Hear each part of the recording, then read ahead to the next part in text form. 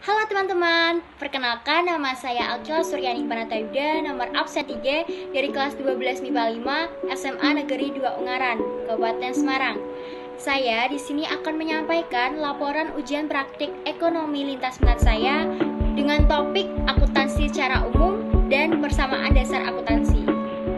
Teman-teman sebelumnya udah tahu apa belum sih pengertian dari akuntansi?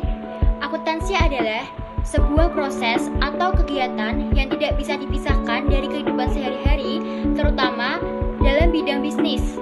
Akuntansi diambil dari bahasa Inggris yaitu accounting yang artinya menghitung. Dan orang yang sedang melakukan akuntansi disebut dengan akuntan. Menurut American Accounting Association, pengertian dari akuntansi adalah proses pengidentifikasian, pengukuran, dan pelaporan informasi ekonomi untuk memungkinkan adanya penilaian dan pengambilan yang jelas dan tegas bagi pihak yang menggunakan informasi tersebut.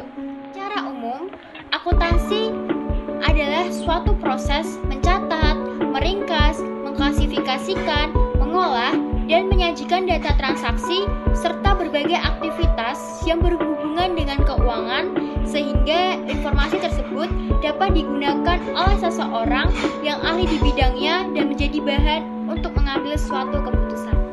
Manfaat dari akuntansi itu ada beberapa, yaitu sebagai sarana informasi keuangan, sebagai bahan evaluasi keuangan, dan sebagai alat kontrol maupun bukti keuangan. Apa aja sih fungsi-fungsi dari akuntansi? Fungsi dari akuntansi yaitu merekam catatan transaksi, bantu melindungi properti dan aset berharga, dan mengkomunikasikan hasil keuangan. Oke teman-teman, sekarang kita lanjut ke topik selanjutnya ya, yaitu persamaan dasar akuntansi. Pasti teman-teman banyak bertanya, kenapa sih kok kita perlu belajar persamaan dasar akuntansi? Jadi gini teman-teman, kenapa kita harus belajar persamaan dasar akuntansi? Karena persamaan dasar akuntansi merupakan dasar untuk melangkah ke dalam siklus akuntansi.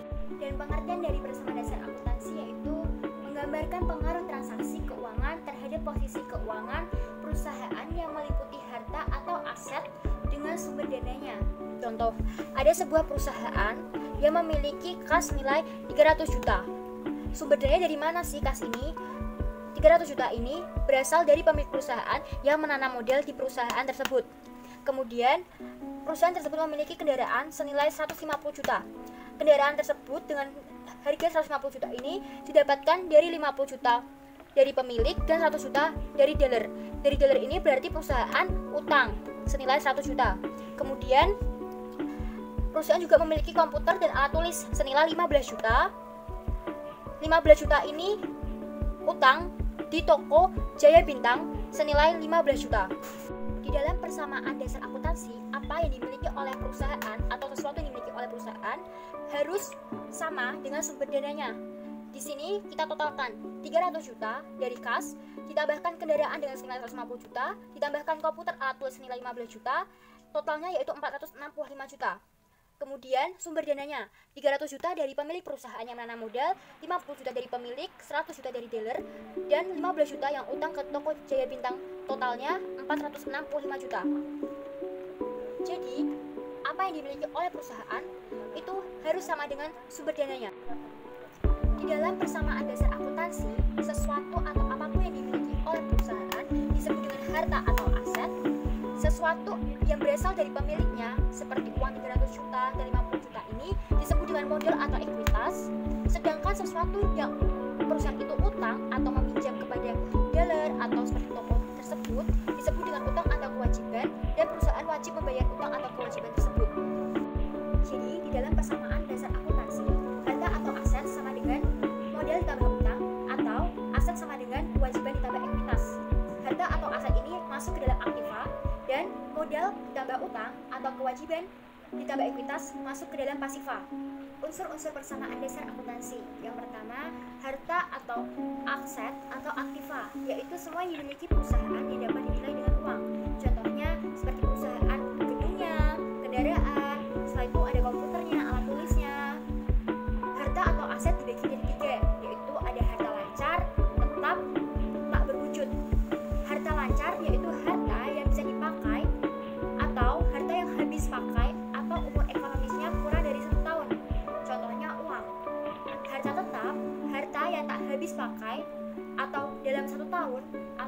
ekonomisnya bisa lebih dari 1 tahun. Contohnya itu sebuah bangunan, gedung. Kemudian harta tak berwujud, yaitu aset non moneter tanpa wujud fisik, contohnya seperti nama baik, copyright. Akun-akun aktiva atau harta. Yang pertama, kas. Kenapa kok kas bisa masuk ke dalam harta atau aktiva ini? Seperti pengertian sebelumnya, apapun yang dimiliki perusahaan atau sesuatu yang dimiliki perusahaan masuk ke dalam aset atau harta atau aktiva. Kemudian ada tanah, bangunan, wesel tagih, piutang usaha. Kenapa piutang usaha juga masuk ke dalam aktiva atau harta ini? Karena suatu perusahaan memberikan kredit kepada pihak lain, maka pihak lain ini mempunyai utang sehingga kita mempunyai aset atau harta. Kemudian peralatan, perlengkapan. Oh iya, beda perlengkapan sama peralatan itu apa sih? Contohnya ada penjahit ya, yang memiliki peralatan mesin jahit, sedangkan perlengkapannya itu seperti gunting, jarum, benang.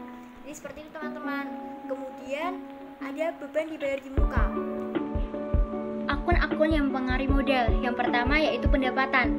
Pendapatan merupakan peningkatan ekuitas pemilik yang diakibatkan oleh proses penyesuaian atau penjualan barang atau jasa kepada konsumen. Sifatnya ini menambahkan modal perusahaan. Yang kedua, beban merupakan aset atau jasa yang digunakan dalam proses menghasilkan pendapatan. Sifatnya ini mengurangi modal, contohnya yaitu menggaji karyawan. Yang ketiga, prive, yaitu pengambilan uang perusahaan untuk keperluan pribadi. Semisalnya pemilik perusahaan ini mengambil uang 2 juta untuk memberi atau membeli handphone. Sifatnya ini mengurangi modal perusahaan. Dan ada modal atau ekuitas. Modal atau ekuitas ini merupakan hak pemilik perusahaan atas kekayaan atau aset perusahaan tersebut. Pengelompokan akun. Pengelompokan akun ini dibagi menjadi 2, yaitu ada real dan nominal. Real terdiri dari aset, kewajiban, ekuitas dicatat dalam neraca, dan nominal yaitu pendapatan dan modal dicatat dalam laporan laba rugi. Perlu diingat ketika menganalisis transaksi, setiap transaksi keuangan yang terjadi akan mempengaruhi sedikitnya 2 jenis akun. Pada tanggal 14 September 2020, Sida memulai sebuah investasi warung kopi dengan nama Warkop Abang Ireng. Untuk modal awal, Sida menyetorkan uang pribadi sebesar 60 juta ke rekening perusahaan. Modal awal itu masuk ke investasi, sedangkan ke rekening perusahaan. Segala sesuatu yang dimiliki perusahaan disebut dengan harta atau aset. Pada tanggal 15 September 2020 dibeli perlengkapan secara kredit sebesar 2 juta dari toko Juara. Di sini yang mempengaruhi yaitu perlengkapan secara kredit. Perlengkapan masuk ke dalam harta atau aset secara kredit. Kredit berarti utang. Pada tanggal 17 September 2020 dibeli peralatan secara tunai senilai 1 juta. Di sini yang dipengaruhi yaitu harta atau aset karena dibeli peralatan secara tunai, berarti dia menggunakan uang kas perusahaan. Pada tanggal 20 September 2020 Warkop menerima pendapatan jasa sebesar 500.000 secara tunai. Pendapatan jasa itu berarti masuk ke dalam modal atau ekuitas yang sifatnya menambah modal. Secara tunai berarti ia masuk ke dalam kas. Pada tanggal 22 September 2020 dibayar gaji pegawai sebesar 2.500.000. Dibayar gaji pegawai berarti mempengaruhi kas yang mengurangi kas dan masuk ke dalam beban. Berarti jika mempengaruhi kas, ia juga mempengaruhi modal. Pada tanggal 23 September 2020 dibayar utang sejumlah 500.000. Berarti utang perusahaan ini berkurang, dibayar menggunakan uang perusahaan. Uang perusahaan ini berasal dari kas. Kasnya juga ikut berkurang. Pada tanggal 25 September 2020 Zidan mengambil uang tunai dari perusahaan untuk keperluan pribadi sebesar 2 juta. Keperluan pribadi ini disebut dengan prive. Prive masuk dalam ekuitas. Berarti ia telah mempengaruhi ekuitas dan kas. Kasnya juga ikut berkurang, ekuitasnya juga ikut berkurang.